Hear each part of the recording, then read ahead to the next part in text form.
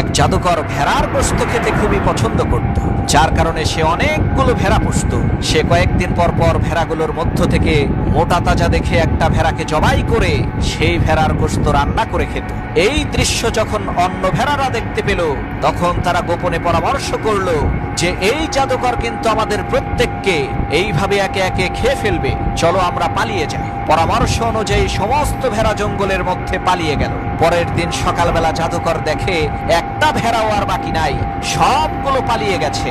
তখন জাদুকর অনেক খোঁজাখুঁজি করে সবগুলো ভেড়াকে জঙ্গলের মধ্য থেকে ধরে নিয়ে আসলো এবং সমস্ত ভেড়াদেরকে উদ্দেশ্য করে বলল, হে আমার সম্মানিত ভাইরা, প্রথম কথা হলো তোমরা তো কেউ ভেড়াই না, তোমাদের মধ্যে কেউ আছে সিংহ, কেউ হাতি, কেউ মানুষ, আবার কেউ আমার মতোই জাদুকর। আমি তোমাদের মধ্য থেকে শুধুমাত্র তাকেই জবাই করি যে ভেড়া, আর ভেড়া ছাড়া আমি কাউকে জবাই করি না।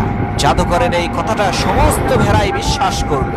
এরপর থেকে জাদুকর যখনই কোনো ভেড়াকে জবাই করত, তখন সমস্ত ভেড়া মিলে হাসাহাসি করত যে শালা তো ভেড়া ছিল, কারণ প্রত্যেকটা ভেড়াই নিজেদেরকে মনে করত আমি তো মানুষ, আমি তো সিংহ, আমাকে আবার কে জবাই করতে আসবে, এক থাপ্পড় দিয়ে তার ঘাড় মটকে ফেলবো। প্রিয় ভাইয়েরা আমার, আমরা ওই ভেড়াদের মতোই। আমাদের সামনে আমাদের বন্ধু বান্ধব, মা বাবা, আত্মীয় স্বজন, কত মানুষ এই দুনিয়া থেকে বিদায় নিয়ে চলে যাচ্ছে, আর তাদের নিথর দেহ দেখে আমাদের মনে হয় আরে ওদের কপাল খারাপ ছিল, এ কারণেই ওরা চলে গেছে। আমাদের কপাল তো আর ওদের মতো খারাপ না।